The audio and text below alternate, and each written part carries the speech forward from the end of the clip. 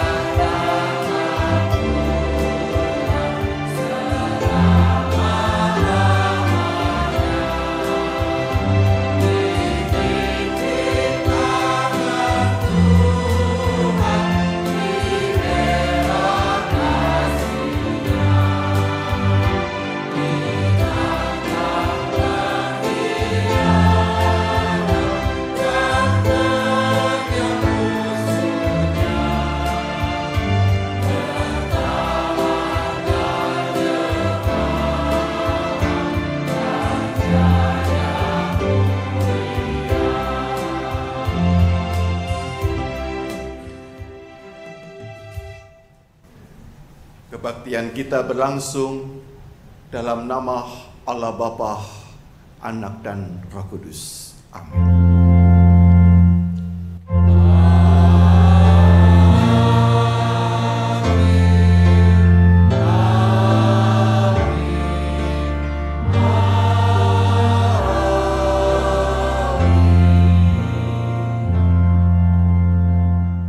Kasih karunia dan damai sejahtera dari Allah Bapa kita dan dari Tuhan Yesus Kristus menyertai saudara sekalian. Saudara-saudara jemaat yang dikasihi oleh Tuhan, pada hari Minggu ini kita memasuki Minggu Paskah yang keempat, dan tema ibadah kita pada hari ini adalah hidup baru dalam asuhan Sang Gembala Agung. Saudara-saudara, perkenankanlah saya mengajak saudara memperhatikan dari Injil Yohanes pasal 14. Kita akan membaca ayat yang ke-6 dan ayat yang ke-7. Injil Yohanes pasal 14 ayat 6 dan ayat yang ke-7. Mari kita renungkan dengan segenap hati kita ucapan Tuhan kita Yesus Kristus. Kata Yesus kepadanya, "Akulah jalan dan kebenaran dan hidup. Tidak ada seorang pun yang datang kepada Bapa kalau tidak melalui aku. Sekiranya kamu mengenal aku, pasti kamu juga mengenal Bapa-Ku. Sekarang ini kamu mengenal Dia dan kamu telah melihat Dia." Saudara-saudara, ayat ini hampir-hampir dicoba untuk dihilangkan agar kita sebagai umat yang berada di dalam realita yang plural, dalam realita yang majemuk, supaya kita bisa berinteraksi dengan setiap orang yang berbeda. Dan supaya bisa berinteraksi dengan yang berbeda itu, maka dianggap oleh beberapa orang yang pluralis, ayat ini dianggap tidak tepat. Ayat ini dianggap terlalu eksklusif. Saudara-saudara, mari kita hayati dengan perspektif iman yang baru. Ketika Yesus berkata, "Akulah jalan dan kebenaran dan hidup," maka kita akan merenungkan sepanjang ibadah ini. Mari kita bersama-sama, saudara-saudara, memuji Allah kita akan kasih setia Tuhan sungguh lebih baik, lebih berharga dari hidup kita.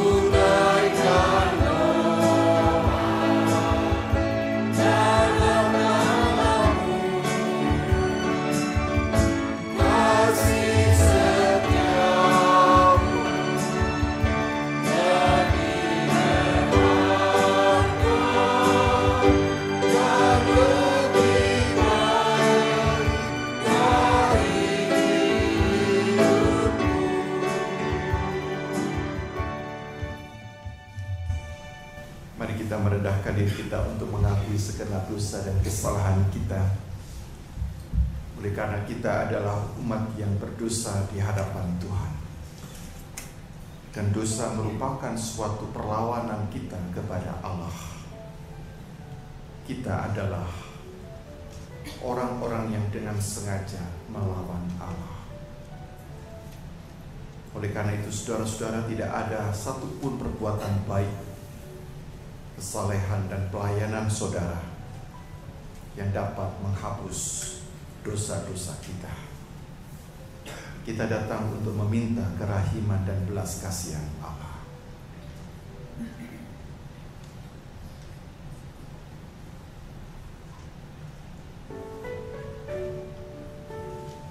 Inilah kami ya Allah, umat-Mu yang berdosa dengan seluruh kepribadian kami.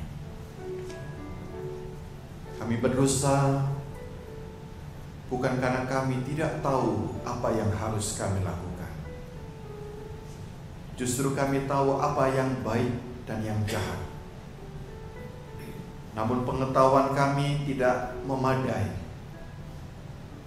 untuk membentengi kami setia kepada kehendak-Mu. Karena itu Bapa, kami semua adalah umat-Mu yang melawan Engkau. Kami datang pada Minggu Paskah yang keempat ini dengan hati yang hancur dan jiwa yang remuk. Karena kami sadar Tuhan, dosa-dosa itu melukai hati-Mu.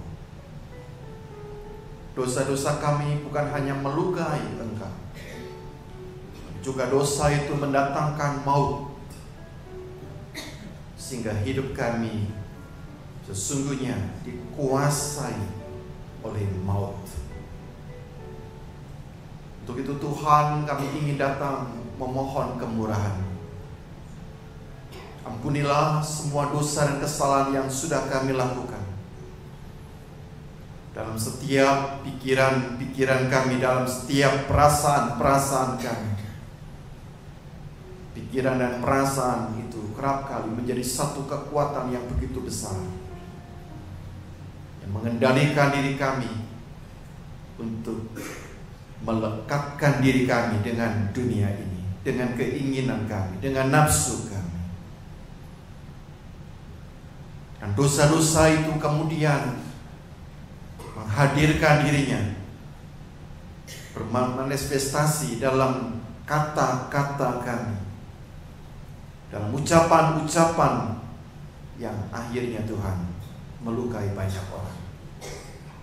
Ampuni Bapa jikalau dosa-dosa kata-kata kami itu merupakan racun yang mematikan, sehingga kami melukai hati pasangan kami, suami istri kami, anak-anak kami, orang tua kami, anggota keluarga, bahkan saudara-saudara, teman-teman, famili, tetangga, anggota jemaat. Semuanya terkena oleh sengat kata-kata kami yang mematikan. Ampuni Bapa. Juga telah berdosa dengan seluruh tingkah laku kami, dengan perbuatan-perbuatan kami, sehingga kami hidup dalam iri hati, sikap serakah, sombong, dan juga Tuhan, sikap yang suka menyimpang, kemarahan, bencian, dan dendam. Sungguh Tuhan, kami tidak layak di hadapan-Mu. Kasihanilah menurut rahmat-Mu yang besar, di mana kami tahu Tuhan, satu hal yang pasti, anugerah-Mu Engkau nyatakan hanya di dalam Kristus yang berkata, Akulah jalan, kebenaran, dan hidup. Karena itu kami ingin datang kepadanya, seraya memeluk salibnya, dan kami berseru dengan hati yang hancur. Kristus, kasihanilah kami. Tuhan, ampunilah kami. Amin.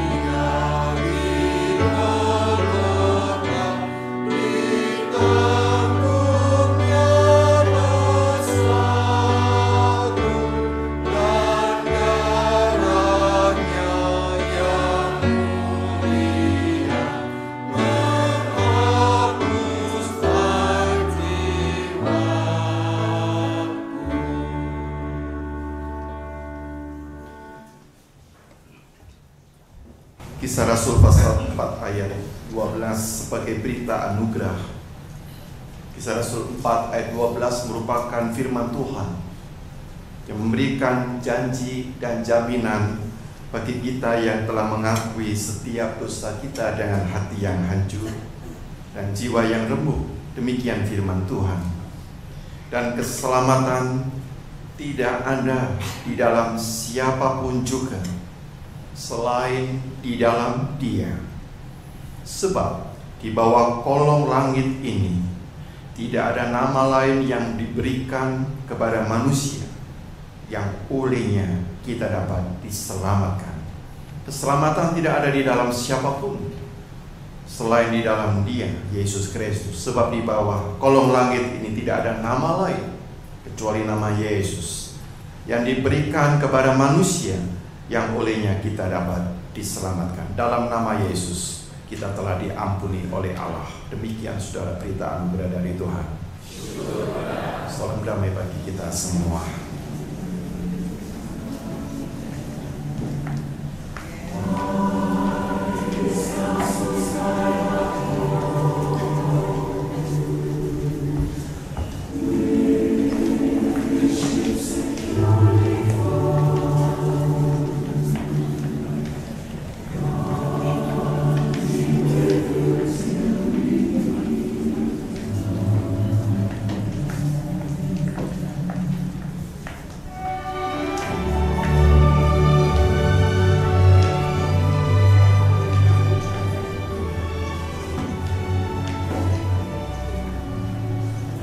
PKJ 131 kita nyanyikan sebagai nyanyian Gloria. Ku yakin Tuhan tuntun langkah.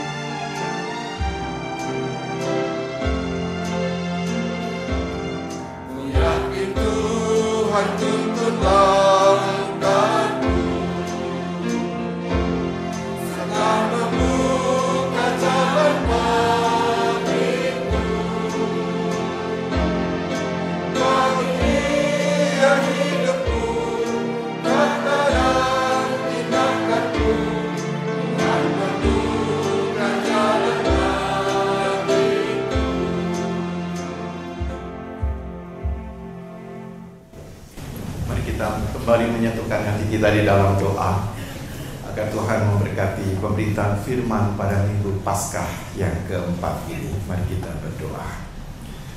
Bapa yang Maha Baik, Engkau Allah yang bertindak dan berkarya di dalam sejarah kehidupan kami. Dan karena itu Tuhan, Engkau juga berkarya di dalam setiap aspek pengalaman-pengalaman, peristiwa-peristiwa yang kami jumpai dalam hidup kami sehari-hari. Bahkan Engkau juga berkarya di dalam kehidupan setiap orang, setiap pribadi, setiap keluarga, dan juga di dalam kehidupan gereja, masyarakat, negara, dan bangsa. Bapa, kami ingin merenungkan sabda-Mu pada minggu Paskah keempat, di mana kami masih di dalam suatu penghayatan spiritualitas bersama dengan gereja di skala 4 tentang makna kebangkitan Kristus. Dan karena itu Tuhan, ketika kami ingin membahas suatu tema hidup baru dalam asuhan Sang Gembala Agung, itu pun kami tempatkan di dalam perspektif Paskah, perspektif kebangkitan Kristus, dan berikan kepada kami kuasa kebangkitan-Mu, membuka dan membaharui hidup kami, agar hidup kami adalah hidup yang terus dibaharui oleh kuasa kebangkitan Kristus. Tuhan, kuduskanlah hati kami yang najis dan kotor ini, supaya hati kami dapat siap menyambut setiap benih-benih firman-Mu, dan benih-benih firman-Mu boleh menghasilkan pohon kehidupan, dan akhirnya hidup kami boleh menghasilkan buah yang menjadi suatu manfaat bagi setiap orang yang menerimanya.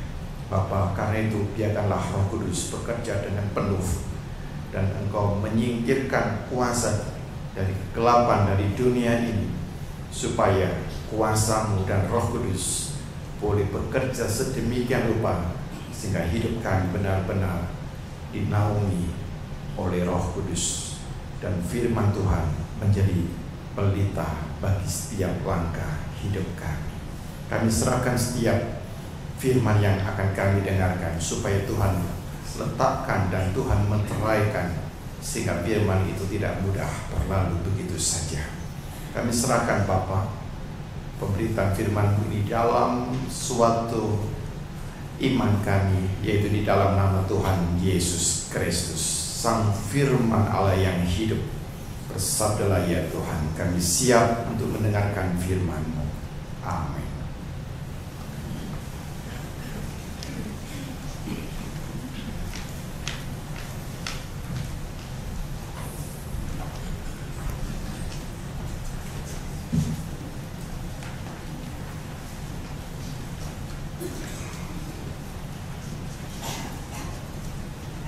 Bacaan pertama, pembacaan Kitab Para Rasul 2 ayat 42 sampai dengan 47. Kisah Para Rasul 2 ayat 42 sampai dengan 47. Mereka bertekun dalam pengajaran rasul-rasul dan dalam persekutuan, dan mereka selalu berkumpul untuk memecahkan roti dan berdoa. Maka ketakutanlah mereka semua. Sedang rasul-rasul itu mengadakan banyak mujizat dan tanda. Dan semua orang yang telah menjadi percaya tetap bersatu, dan segala kepunyaan mereka adalah kepunyaan bersama.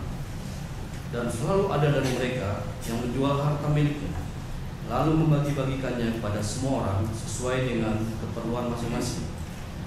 Dengan bertekun dan dengan sehati, mereka berkumpul tiap-tiap hari dalam bait Allah.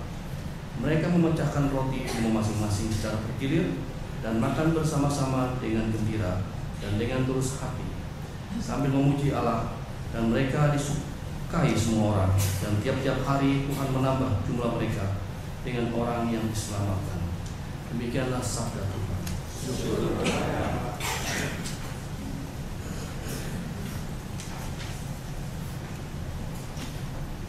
Mari kita mendaraskan Mazmur 23. Ku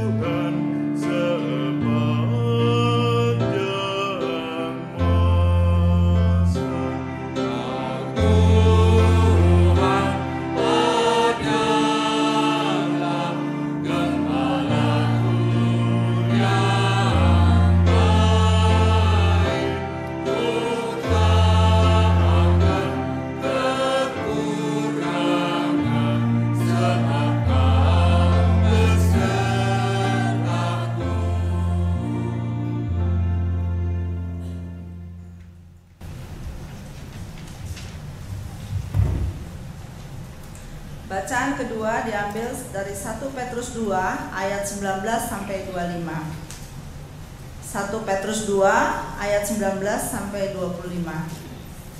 Sebab adalah kasih karunia jika seorang karena sadar akan kehendak Allah menanggung penderitaan yang tidak harus ia tanggung. Sebab dapatkah disebut pujian jika kamu menderita pukulan karena kamu berbuat dosa? Tetapi jika kamu berbuat baik dan karena itu kamu harus menderita, maka itu adalah kasih karunia pada Allah. Sebab untuk itulah kamu dipanggil, karena Kristus pun telah menderita untuk kamu dan telah meninggalkan teladan bagimu, supaya kamu mengikuti jejaknya. Ia tidak berbuat dosa dan tidak ada dalam mulutnya. Ketika ia dicaci maki, ia tidak membalas dengan mencaci maki. Ketika ia menderita, ia tidak mengancam, tetapi ia menyerahkannya kepada Dia yang menghakimi dengan adil. Ia sendiri telah memikul dosa kita di dalam tubuhnya di kayu salib, supaya kita yang telah mati terhadap dosa, hidup untuk kebenaran. Oleh bilur-bilurnya kamu telah sembuh. Sebab dahulu kamu sesat seperti domba, tetapi sekarang kamu telah mau kembali kepada gembala dan pemeliharaan jiwamu. Demikianlah sabda Tuhan. Injil Yohanes pasal 10 ayat 1 sampai dengan ayat yang ke-10. Injil Yohanes pasal 10 ayat 1 sampai dengan ayat yang ke-10. Aku berkata kepadamu, sesungguhnya siapa yang masuk ke dalam kandang domba dengan tidak melalui pintu, tetapi dengan memanjat tembok, ia adalah seorang pencuri dan seorang perampok. Tapi siapa yang masuk melalui pintu, ia adalah gembala domba. Untuk dia penjaga membuka pintu dan domba-domba mendengarkan suaranya. Dan ia memanggil domba-dombanya masing-masing menurut namanya dan menuntunnya keluar. Jika semua domba-dombanya telah dibawanya keluar, ia berjalan di depan mereka dan domba-domba itu mengikuti dia karena mereka mengenal suaranya. Tetapi seorang asing pasti tidak mereka ikuti, malah mereka lari daripadanya karena suara orang-orang asing tidak mereka kenal. Itulah yang dikatakan Yesus dalam perumpamaan kepada mereka. Tetapi mereka tidak mengerti apa maksudnya ia berkata demikian kepada mereka. Maka kata Yesus, sekali lagi aku berkata kepadamu, sesungguhnya akulah pintu ke domba-domba itu. Semua orang yang datang sebelum aku adalah pencuri dan perampok, dan domba-domba itu tidak mendengarkan mereka. Akulah pintu. Barang siapa masuk melalui aku, ia akan selamat, dan ia akan masuk dan keluar dan menemukan padang rumput. Pencuri datang hanya untuk mencuri dan membunuh dan membinasakan. Aku datang supaya mereka mempunyai hidup dan mempunyainya dalam segala kelimpahan. Demikianlah Injil Tuhan kita Yesus Kristus. Yang berbahagia adalah kita yang boleh mendengarkan firman Tuhan dan yang memelihara dalam cinta kasih-Nya. Demikian firman Tuhan.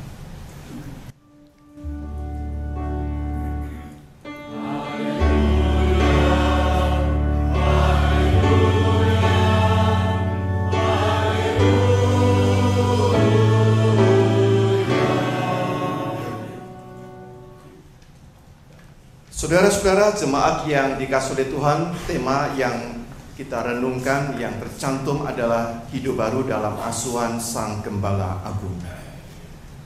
Perkenankanlah saya memohon selama nanti saya berkhotbah, ketika saya menyebutkan ayat, saudara siap memperhatikan di dalam Alkitab saudara masing-masing, karena kita juga akan mengadakan penelitian terhadap ayat-ayat yang akan kita baca.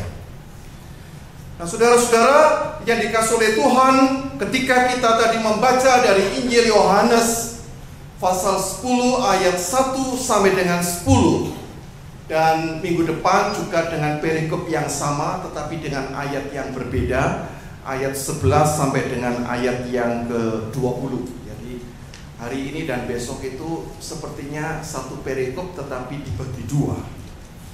Nah, saudara-saudara, saya ingin mengajak saudara dengan lebih cermat memperhatikan apa yang dikatakan Yesus di dalam khususnya hari ini Yohanes 10 ayat 1 sampai dengan 10. Kalau tadi kita membaca dengan cermat saudara-saudara, maka kita akan menjumpai kata pintu itu sebanyak 5 kali. Jadi bisa saya sebutkan dengan cepat, misalnya pada ayat yang pertama, yang masuk ke dalam kandang domba dengan tidak melalui pintu, yang satu. Ya. Kemudian saudara-saudara, kita juga boleh menjumpai kata-kata pintu yang lain. Ya. Dan kalau saudara kemudian perhatikan, saya tidak perlu menunjukkan pada ayat yang ke-7 di mana Yesus berkata, "Akulah pintu ke domba-domba itu." Kemudian pada ayat 9, "Akulah pintu, barang siapa masuk melalui aku ia akan selamat," dan sebagainya. Maka saudara-saudara, dari tafsir Alkitab, maka sebenarnya kata ini yang paling penting, akulah pintu, ego tura dalam bahasa Yunani, ego tura, akulah pintu. Nah, kalau memang Yesus menyebut dirinya pintu, maka temanya tidak bisa hidup baru dalam asuhan Sang Gembala Agung. Temanya adalah hidup baru dalam asuhan Yesus Sang Pintu. Dan sesungguhnya kita adalah orang jemaat yang tidak terlalu familiar dengan gelar Yesus sebagai apa? Pintu. Kita sangat familiar dengan gelar Yesus Gembala Agung. Tetapi untuk minggu depan, teksnya sangat tepat kalau itu disebut dengan gembala. Tapi untuk teks Paskah keempat ini, tekanannya adalah Yesus adalah pintu. Nah, saudara-saudara yang dikasihi oleh Tuhan, mari kita bayangkan pintu dalam arti yang lebih luas. Ya. Kita semua punya rumah dan pasti punya pintu, gereja punya pintu. Dan pintu adalah bagian yang begitu penting. Saudara-saudara yang dikasihi oleh Tuhan, dan karena itu kalau saudara perhatikan gereja-gereja Tuhan yang besar, itu pintunya memang dibuat apa? Kecil atau besar? Besar dan berat. Tapi kalau didorong ringan. Itu kelebihan. Kelihatannya besar dan berat, dan memang berat, tetapi dengan satu jari dia bisa. Jadi gereja memberikan suatu pemahaman teologis bahwa pintu kepada Kristus itu sedemikian agung, sedemikian luar biasa. Tetapi kalau kita menyentuhnya dengan hati, maka pintu itu terbuka. Ada suatu pemahaman teologis di dalam suatu konstruksi gereja Tuhan. Nah, saudara-saudara yang dikasihi oleh Tuhan, kata pintu juga mempunyai suatu makna yang lebih besar, yang lebih luas, yaitu metode. Karena apa, saudara-saudara, di dalam kehidupan ini sesungguhnya setiap orang mempunyai apa? Metodenya masing-masing untuk menjalani kehidupan itu. Maka ada suatu konotasi antara pintu dengan metode, dengan cara kita menjalani, cara kita mengelola kehidupan ini. Dan setelah kita mengelola, kita harus memilih. Pintu adalah bagian yang harus kita pilih. Saudara masuk lewat mana? Nah, saudara-saudara, di dalam konteks ini Yesus menyebut dirinya dengan satu gelar yang luar biasa. Akulah pintu ke domba-domba itu. Dan Yesus berkata pada ayat 9, akulah pintu, barang siapa masuk melalui aku ia akan selamat, dan ia akan masuk dan keluar dan menemukan padang rumput. Maka Yesus menawarkan di antara sekian pintu di dalam kehidupan ini, ada ribuan pintu yang disediakan dunia. Yesus mengatakan, tetapi akulah pintu satu-satunya. Siapa yang masuk melalui aku, ia akan selamat, dan ia akan masuk dan keluar dan menemukan padang rumput. Nah, bagi Israel, kata padang rumput ini memberikan suatu konotasi, yaitu suatu tempat yang begitu menyenangkan, tempat yang begitu memberikan suatu kehidupan. Dan itulah sebabnya Yesus kemudian melanjutkan, aku datang supaya mereka mempunyai hidup dan mempunyainya dalam segala kelimpahan. Jadi pintu yang ditawarkan Yesus dikatakan yaitu supaya mereka mempunyai hidup, bahkan lebih daripada hidup. Dikatakan mempunyainya dalam segala kelimpahan, hidup yang berlimpah. Maka saudara-saudara yang dikasihi oleh Tuhan, gambaran hidup baru dalam asuhan Yesus Sang Pintu adalah dalam rangka supaya kita mempunyai hidup yang berkelimpahan. Siapa yang tidak mau hidup yang berkelimpahan? Namun sebelum saya masuk lebih jauh kepada uraian ini, saudara, saya ingin mengajak saudara untuk lebih kritis membaca ketika saudara cek sebentar di dalam Injil Yohanes pasal 10 ayat 1, di mana dikatakan, aku berkata kepadamu. Munya ini siapa? Ini kan penting, tentunya kita. Tapi dalam teks perikop ini, ketika Yesus berkata, aku berkata kepadamu, berkata kepada siapa? Nah, saudara-saudara, kalau kita membaca pada ayat sebelumnya, mau tidak mau saudara harus melihat Alkitab. Ayat 40 dan 41 dari Injil Yohanes pasal 9. Kata-kata itu didengar oleh beberapa orang Farisi yang berada di situ, dan mereka berkata kepadanya, apakah itu berarti bahwa kami juga buta? Jawab Yesus kepada mereka, sekiranya kamu buta, kamu tidak berdosa. Tetapi karena kamu berkata, kami melihat, maka tetaplah dosamu. Jadi ngomongnya kepada siapa, saudara-saudara? Karena itu dugaan pertama orang Farisi. Tetapi saudara-saudara, kalau kita memperhatikan dengan lebih cermat lagi pada Yohanes 10 ayat 19, saudara perhatikan dengan seksama ayat 19, maka disebutkan, maka timbullah pula pertentangan di antara orang-orang Yahudi karena perkataan itu. Jadi ini kepada siapa? Orang Farisi. Loh, ini satu pihak kepada orang Farisi, tapi ini kepada orang Yahudi. Nah, saya ingin mengajak pada saudara supaya baca Alkitab lebih cermat lagi.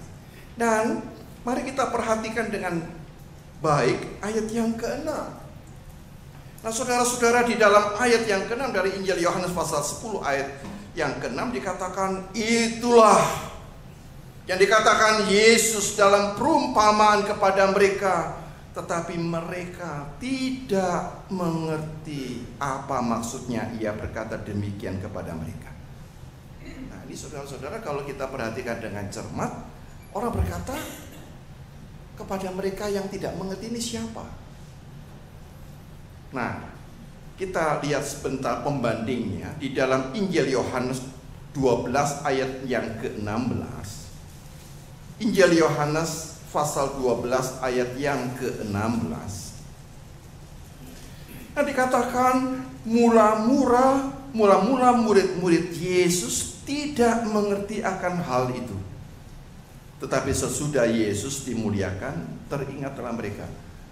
Jadi sebenarnya kalau dalam membaca Injil Yohanes, yang tidak mengerti itu biasanya adalah para murid. Ya, sebenarnya saya bisa menunjukkan pula misalnya di dalam Yohanes pasal 20 ayat 9. Itu murid lagi yang tidak mengerti. Jadi kekasan Injil Yohanes setiap kali berkata mereka tidak mengerti, itu menunjuk kepada murid.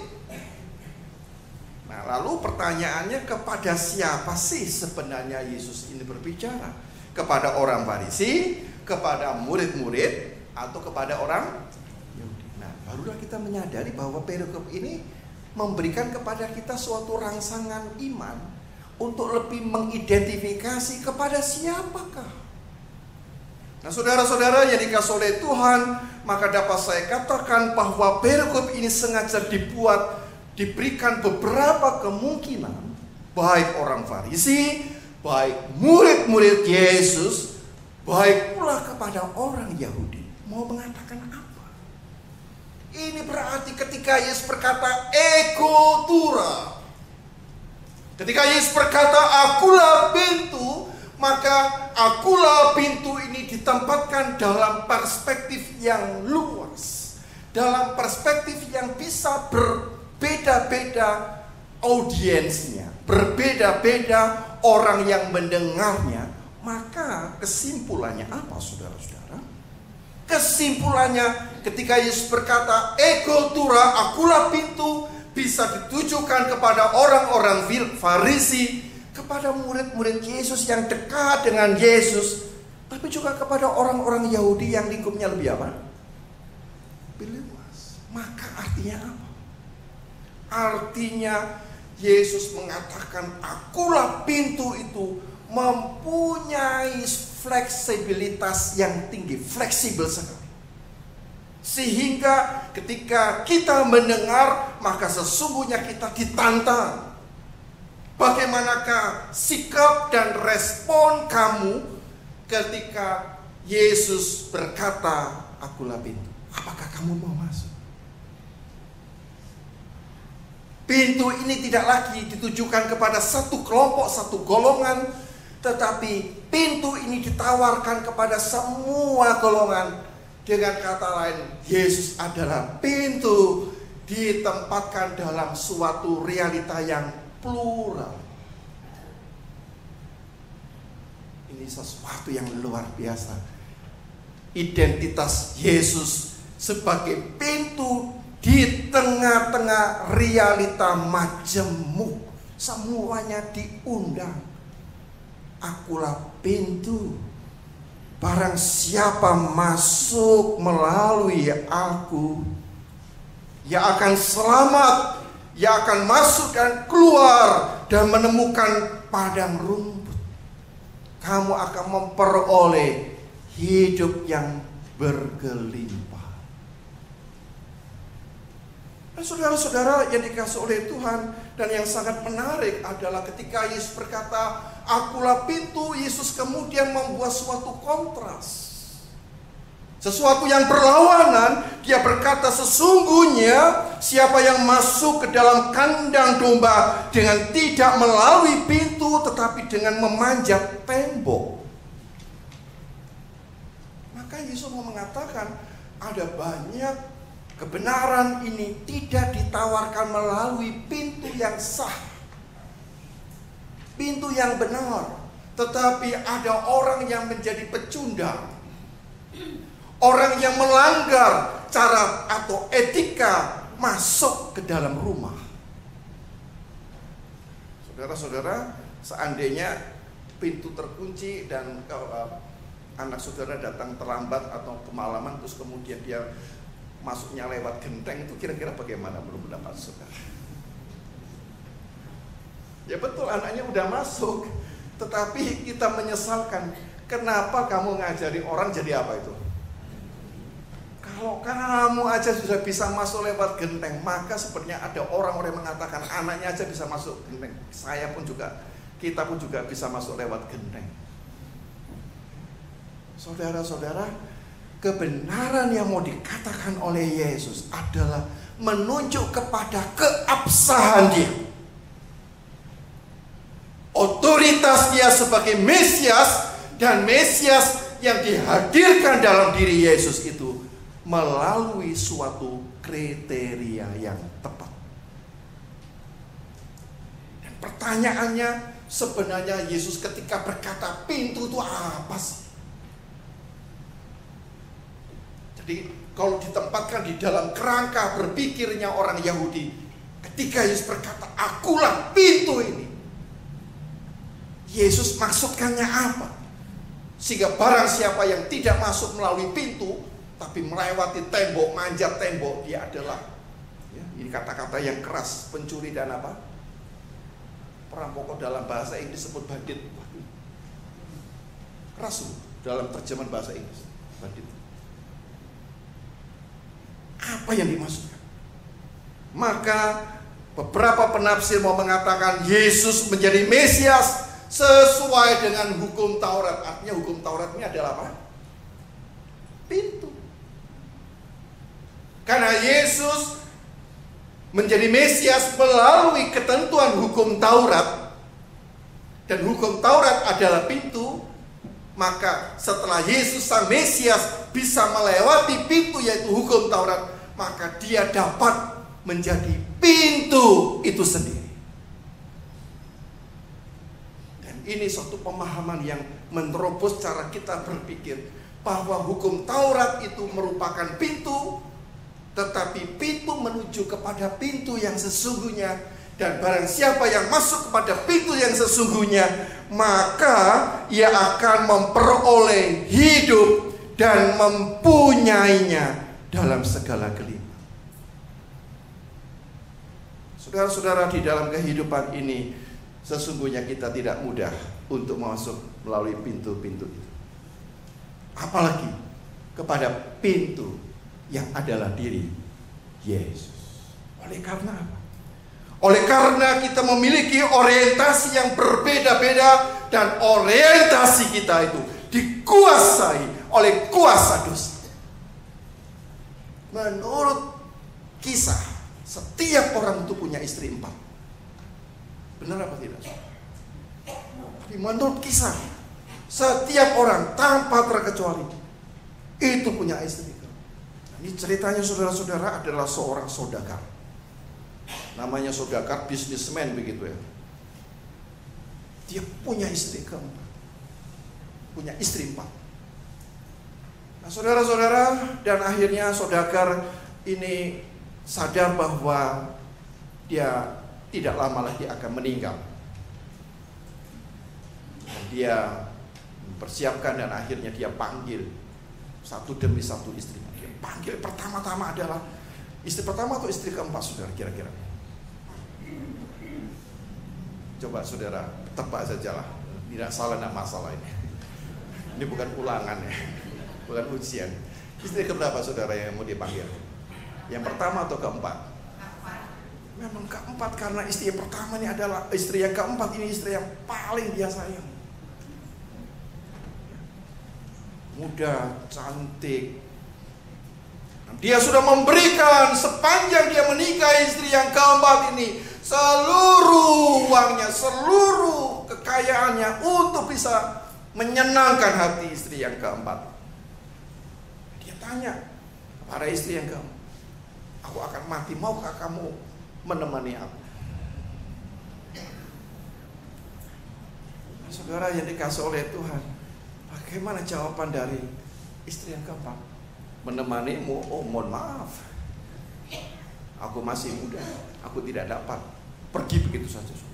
Saudara kan ini sakit hati sekali. Ya, kalau di gambar beda, ada gambarannya patah hati, kira-kira begitu.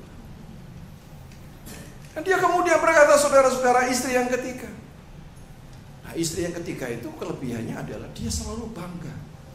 Kemanapun dia pergi, menjumpai siapapun, dia selalu pamerkan, "Ini loh istriku." Jadi istri keempat itu dia cintai tapi disembunyikan, ya, atau dia sembunyikan, pokoknya tidak dipamer-pamer. Tapi kalau istri yang ketiga itu selalu dipamerkan, "Dia loh istriku yang ketiga," ya. Dan dia bangga, saudara. Akhirnya dia tanya kepada istri yang ketiga, "Kalau aku mati, mau nggak kamu menemani aku?" Saudara-saudara, jawaban istri yang ketiga itu begini, "Kalau kamu mati, ya aku kawin lagi." Saudara, saudara ini lebih sakit hati, kawin lagi, dan dia pergi begitu saja. Maka dia berharap istri yang kedua. Nah saudara-saudara, istri yang kedua ini adalah istri yang dia percayai, karena itu kalau dia punya masalah dia cerita, ya, segala unek-uneknya, kejengkelannya, ya dia suka sharing lah kepada istri yang kedua. Dan istri kedua adalah orang yang mau mengerti dengan baik, pendengar yang baik. Nah, karena itu dia berkata, "Maukah istri yang kedua, kalau seandainya aku mati, kamu menemani aku?" Istri yang kedua menjawab begini, aku hanya bisa menemani kamu sampai di liang kubur saja. Dan aku akan buat nisan yang baik untuk kamu. Tuh saudara-saudara, ternyata selama punya istri 4 ini, 3 ini tidak ada yang mau mendampingi. Dan dia akhirnya bertanya kepada istri yang pertama. Dan dia lihat istri yang pertama ini kelihatannya kurus, tidak terawat, begitu ya. Biasa gitu ya. Betul ya bapak-bapak ya. Nah saudara-saudara yang dikasih oleh Tuhan, dan istri yang pertama itu sebelum ditanya mengatakan, kemanapun kamu pergi, aku akan mendampingi kamu. Bahkan kalau kamu pun meninggal, aku ada di samping. Nah saudara-saudara, siapa sih sebenarnya 4 istri? 4 istri yang keempat adalah tubuh kita. Kita itu banyak sekali mengeluarkan uang untuk merawat apa? Tubuh kita. Mulai rambut sampai ujung kaki dirawat saudara-saudara. Coba pergi ke mall itu ada ngerawat apa namanya itu? Pedicure ataupun sampai kuku dirawat. Berapa banyak biaya yang dikeluarkan itu? Ya saya tidak melarang, tapi artinya kita tuh sangat memperhatikan itu. Yang ketiga saudara-saudara, ini adalah istri yang dipamer-pamerkan. Apa itu? Kekayaan dan status sosial kita. Ya, betul apa tidak? Kalau saudara kaya, saudara, oh ini loh mobil saya. Ya, mobil saya jelek kok, tapi Lexus. Ya, tapi pamer, kita pamer, kita tunjuk. Kalau kita punya status sosial, kita punya gelar, kita tunjuk-tunjukkan, ini loh gelarku, ini loh. Ya. Bahkan orang tidak punya gelar pun pasang-pasang. Sampai di Korea Selatan itu pemerintah akhirnya memenjarakan beberapa orang pendeta karena berani menyantumkan gelar doktor, padahal mereka bukan dokter. Di Indonesia ada banyak orang yang mencantumkan gelar dokter, bukan dokter. Pamer yang tidak ada. Dan istri yang kedua saudara-saudara, yang hanya menemani sampai di liang kubur tadi siapa? Teman-teman. Kita mempunyai sahabat-sahabat, tetapi sahabat mengatakan, ya aku hanya bisa menemani kamu sampai di, bahkan dalam praktiknya tidak sampai liang kubur, hanya sampai di rumah duka saja. Ya, karena di liang kubur pengalaman saya ketika melayani itu hampir cuma tidak ada, sampai di rumah duka saja. Nah istri yang pertama siapa? Yang jarang kita rawat, jarang kita perhatikan. Dia adalah rohani kita, spiritualitas kita. Tetapi di dalam segala kemiskinannya, di dalam segala ketidakpunyaannya, spiritualitas kita tidak bisa lepas dari diri kita. Dia menyatu dengan spiritualitas yang miskin, yang tidak terawat, membutuhkan Yesus sebagai pintu. Spiritualitas kita yang kedodoran, yang tidak lagi mempunyai sesuatu makna. Yesus menantang, memanggil, akulah pintu, barang siapa masuk melalui aku, ia akan selamat, dan ia akan masuk dan keluar dan menemukan padang rumput, sebab aku datang supaya mereka mempunyai hidup dan mempunyainya dalam segala kelimpahan. Dan dunia tidak bisa merawat, memberi makan, mengobati, memulihkan spiritualitas kita. Dan karena itu spiritualitas kita sekarang ditantang dalam segala ketidakberdayaan dan kemiskinannya. Mari kita melihat dalam semua aspek kebenaran-kebenaran yang menawarkan dirinya sebagai pintu. Kepada siapa hati kita ini terarah? Ini persoalannya adalah kepada siapa hati kita ini terarah? Kepada siapa roh kita ini menunjukkan fokus kepada kehidupan? Kita menjadi orang-orang yang mudah gelisah, orang-orang yang mengalami kekosongan batin, kegalauan. Anak-anak remaja kita galau. Tidak lulus, selesai ujian nasional, belum pengumuman bunuh diri. Bayangkan, belum pengumuman udah bunuh diri. Ya, ini realita loh saudara. Kegalauan, kekosongan itu menguasai hidup kita ini sedemikian dalam. Karena itu jadilah orang tua yang lebih realistis, yang lebih manusia. Jangan menuntut anak itu melampaui kekuatan dan kemampuan. Belum pengumuman ujian nasional, saya sangat sedih. Apalagi nanti diumumkan mereka yang tidak lulus. Ini dunia kita. Oleh karena apa saudara-saudara, kita tanpa sadar menjadikan anak-anak kita ini, anggota-anggota keluarga termasuk diri kita, pusatnya bukan pintu Yesus. Yesus sebagai pintu, tapi pintu-pintu dunia yang memamerkan ini loh, kalau melalui aku kamu sukses, kalau melalui aku kamu bahagia, kalau melalui aku kamu akan kaya. Itu yang sedang kita pikir di dalam otak. Karena itu Yesus tidak lagi menjadi pintu, tapi dia hanya menjadi suatu simbol saja, tetapi hati kita memang tidak ke sana.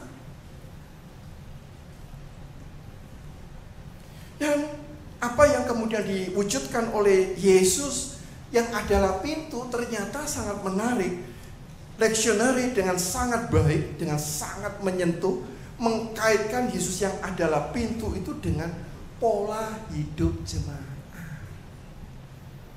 Konkret sekali loh caranya hidup bergereja nih. Yesus adalah pintu, pintu yang membawa pada hidup yang berlimpah. Ditawarkannya bagaimana? Oh, hidup jemaat, pola hidupnya bagaimana polanya? Ada 3. Di mana para rasul itu bertekun dalam pengajaran, 1, bertekun dalam persekutuan, dan bertekun dalam memecahkan roti bersama. 3 aspek ketekunan. Tekun menghayati berarti ada sebuah fokus, ada orientasi yang memang berkonsentrasi di sana. Pengajaran, persekutuan, dan memecahkan roti dan berdoa.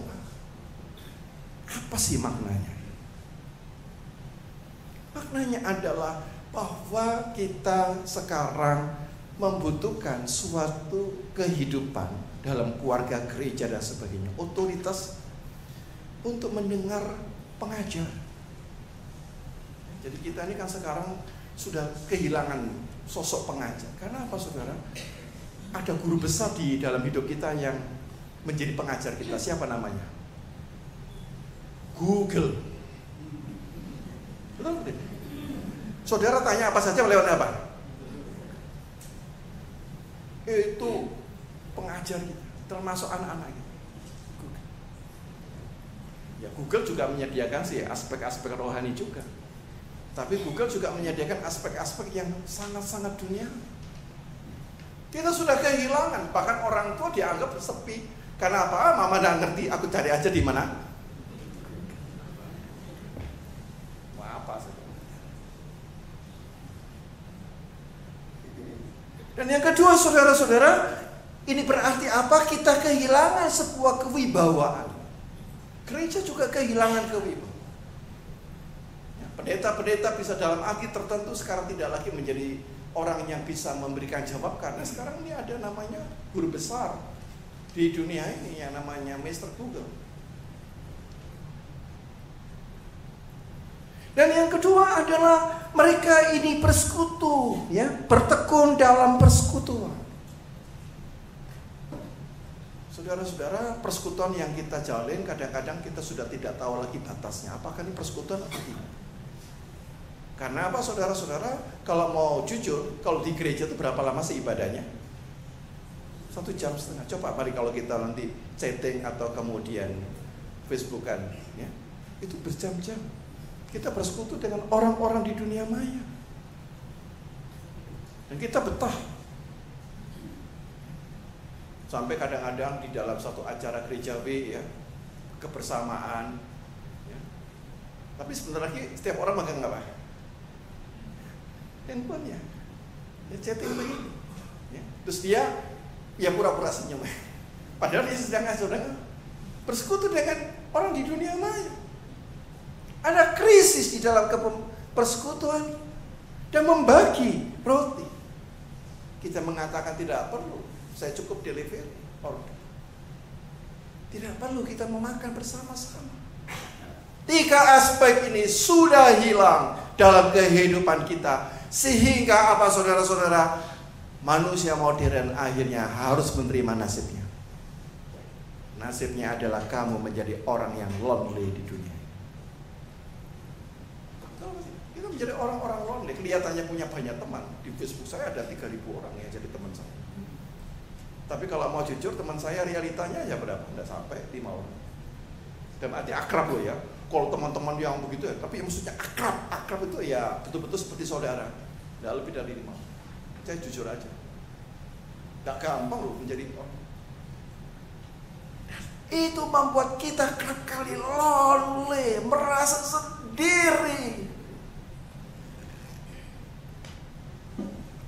Di tengah-tengah kesendirian itulah kembali Yesus dalam minggu Paskah keempat menantang kita. Akulah pintu, sebab aku datang untuk memberikan hidup, bahkan hidup yang berlimpah. Kita sekarang harus mengambil satu keputusan. Jikalau demikian Tuhan yang kita mohon, lepaskan aku dari ikatan-ikatan yang membuat aku tertarik memasuki banyak pintu. Nah, kita suka sekali dengan banyak pintu. Dari mall satu ke mall lain. Kadang-kadang jemaat tidak fair. Kebaktiannya kelebihan 10 menit. Oh iya, mohon maaf.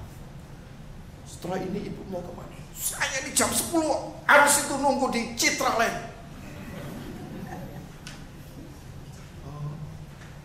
Setelah itu bu, di itu mall dekatnya Taman Anggrek. Sampai malam. Terlalu banyak pintu yang kita masuki. Tapi tidak ada satu pintu yang kita hayati secara konsisten dengan seluruh totalitas diri kita dan menyambut uluran dari tangan Kristus. Dan saya sangat tersentuh sekali di dalam Injil Yohanes tadi dikatakan apa, saudara? Dikatakan pada ayat yang kelima, saudara-saudara, di sana dikatakan oleh Yesus pada Injil Yohanes pasal yang kelima, mohon maaf, ayat yang ketiga, untuk dia penjaga membuka pintu dan domba-domba mendengarkan suaranya, dan ia memanggil domba-dombanya masing-masing menurut namanya. Ini loh yang tidak bisa dilakukan oleh dunia. Yesus memanggil kita dengan apa? Nama kita masing-masing, kenal satu-satu dengan baik. Dunia hanya memanggil kita dengan angka-angka. Nomor 5 silakan masuk. Nomor 6, nomor 7. Dunia memanggil dengan angka-angka. Di dalam lonely kita, di dalam kesendirian kita, Yesus menyapa kita, personalitas kita. Dia menyebut setiap orang dombanya masing-masing menurut namanya dan menuntunnya keluar. Dan hanya bagi kita yang mempunyai hubungan yang akrab, yang intim, yang dekat dengan Yesus, yang bisa mengenali dengan baik suara Yesus. Namun apakah kita masih mendengar suara Yesus di tengah hiruk pikuk suara-suara dunia ini? Ketika telinga kita sudah dipasangi headset terus menerus, yang menurut penelitian itu tidak lama lagi akan kehilangan pendengaran. Benar? Ya, dangdung ini kalau sampai sekian jam, saudara, ini merusak genang. Apakah kita juga masih bisa nanti mendengar suara Yesus. Yesus di mana? Dalam keheningan bersama dengan Dia. Tapi lebih utama lagi, mendengar suara Yesus di dalam persekutuan jemaat ini. Mendengar suara Yesus di dalam hubungan dengan keluarga kita. Kita sungguh-sungguh ditantang untuk hidup baru dalam asuhan Yesus Sang Pintu. Amin.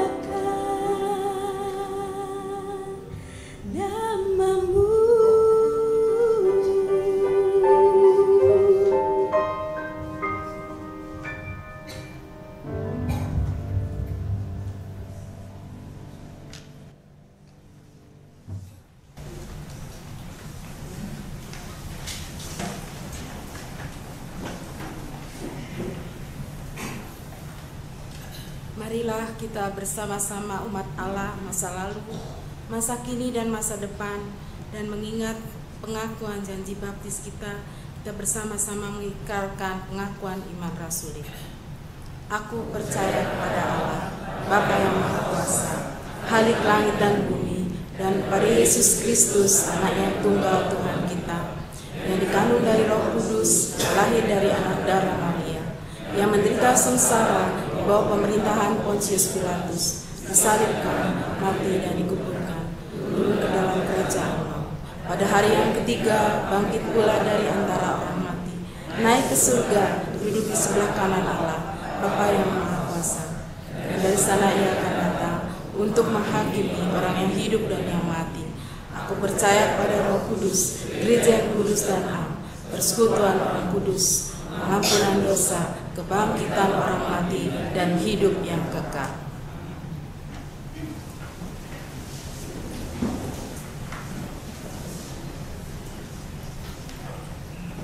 Mari kita menaikkan doa syafaat. Kami datang ke hadirat-Mu ya Tuhan, Kristus yang adalah pintu yang menawarkan kepada kami hidup yang berlimpah. Dan mengetahui Tuhan, kami mencoba mencari kelimpahan menurut cara dunia. Namun hasilnya adalah semakin kami masuk di dalam kelimpahan dunia, kami mengalami justru kemiskinan rohani. Kami mengalami kekosongan batin itu. Kami merasa sendiri. Kami merasa hidup kami tidak lagi mempunyai makna. Pulihkanlah kami di dalam asuhan-Mu ya Yesus. Bawalah kami masuk ke dalam pintu-Mu, karena Engkau adalah jalan, kebenaran dan hidup.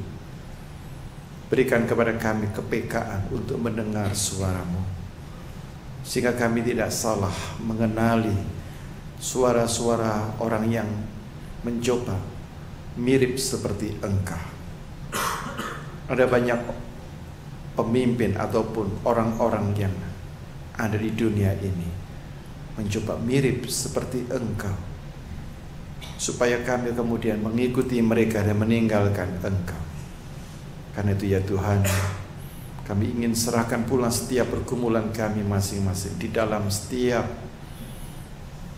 beban yang kami alami, setiap kesedihan, setiap air mata.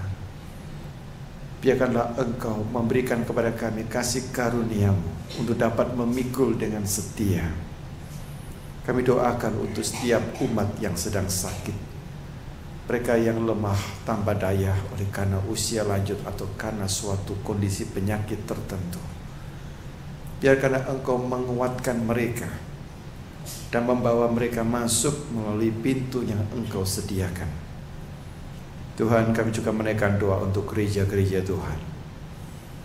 Engkau mengetahui gereja-gereja-Mu di dalam kehidupan sekarang mengalami penganiayaan. Engkau melihat jemaat-jemaat-Mu yang mengalami penganiayaan, baik secara fisik, secara emosi, bahkan secara moral. Mereka dianiaya, baik gereja-gereja Tuhan yang ada di Mesir, gereja-gereja Tuhan di Syria, gereja-gereja-Mu di Pakistan, gereja-gereja Tuhan di Iran, Libya, dan juga sebagian dari Timur Tengah, gereja-gereja Tuhan di Afrika, termasuk gereja-gereja Tuhan di Cina, di Korea Utara. Tuhan, ingatkan supaya kami tidak terlalu memikirkan diri kami begitu besar, karena ada banyak gereja-gereja-Mu, jemaat-jemaat yang lebih dan sangat-sangat menderita. Namun mereka mampu merespon setiap derita mereka dengan ucapan syukur. Apakah kami adalah para pribadi yang juga mampu mengucap syukur dalam segala kesulitan dan kesusahan kami? Tuh berkati pula jemaat Tuhan di tempat ini, GKI Kaflin Polri, agar Engkau memakai setiap hamba-Mu, setiap para penatua, setiap para pengurus komisi-komisi, setiap aktivis, setiap pribadi anggota jemaat, untuk bersama-sama kami memperkuat ketekunan kami dalam menerima pengajaran, dalam persekutuan dan membagi roti dan berdoa. Mampukanlah kami supaya kami bisa mengalami kehadiran-Mu di dalam setiap persekutuan-persekutuan gereja-Mu di tempat ini. Kami serahkan Bapa untuk negara dan bangsa Indonesia, untuk berkati supaya rencana pemilihan umum pada tanggal 9 Juli mendatang kami boleh semakin mantap dan disiapkan untuk memilih calon-calon presiden yang menjadi hamba-Mu. Tuhan, inilah doa syafaat kami yang kurang sempurna, yang kami naikkan dan kami alaskan di dalam satu nama, yaitu nama Tuhan Yesus Kristus, yang adalah juru selamat dan pintu keselamatan. Amin.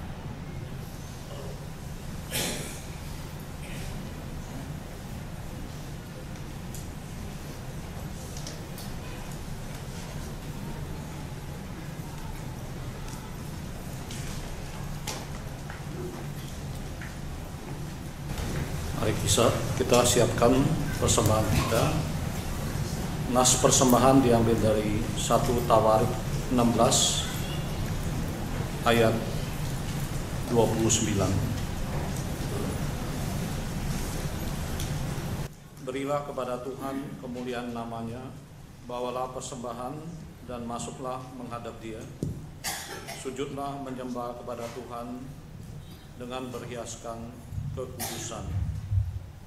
Sambil kantong persembahan diedarkan, marilah kita menyanyikan PKJ 271.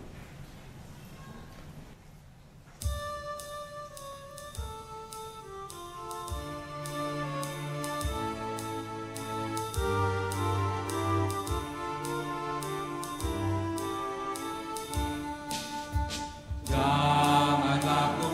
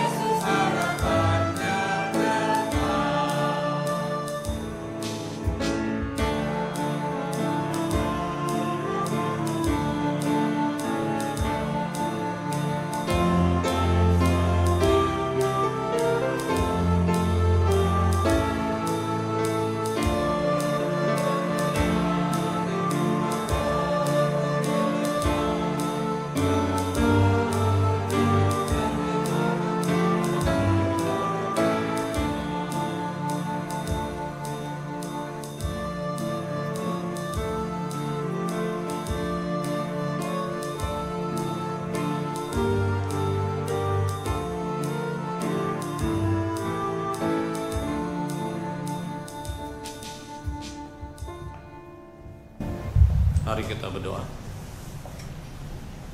Tuhan Bapa kami yang di surga, segala puji dan sembah kami hadirat-Mu Tuhan. Pada pagi hari ini kami membawa persembahan Tuhan, biarlah Engkau kuduskan dan juga berkatilah semua penatua yang mengelola persembahan ini Tuhan, sehingga untuk kemuliaan-Mu saja. Dalam nama Yesus Kristus kami telah berdoa. Amin.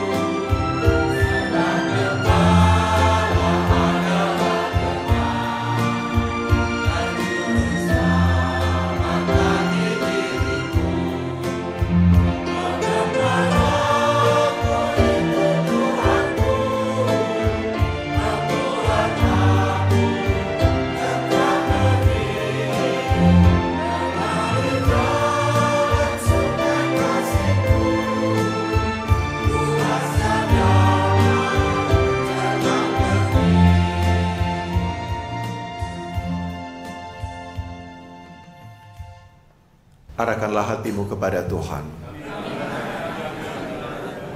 Jadilah saksi Kristus. Terpujilah Tuhan. Saudara, terimalah berkat Tuhan. Tuhan memberkati engkau dan melindungi engkau. Tuhan menyinari engkau dengan wajah-Nya dan memberi engkau kasih karunia. Tuhan menghadapkan wajah-Nya kepadamu dan memberi engkau damai sejahtera. Amin.